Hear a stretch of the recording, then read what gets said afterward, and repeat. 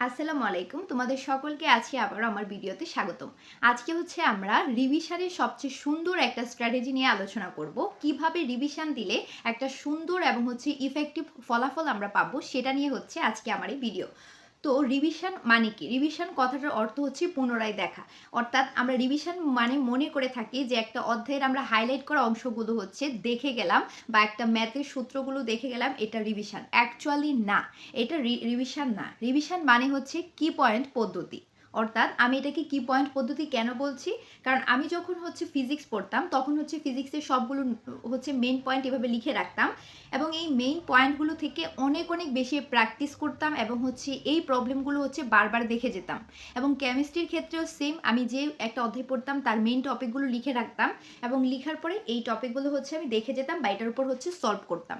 এবং বায়োলজির ক্ষেত্রে হচ্ছে আমি একটা অধ্যায়ের মেইন পয়েন্টগুলো এভাবে লিখে রাখতাম এবং এই পয়েন্টগুলোর ব্যাখ্যাগুলো আমি পড়ে যেতাম। এটা ছিল একটা ইফেক্টিভ, আমার জন্য একটা ইফেক্টিভ রিভিশন।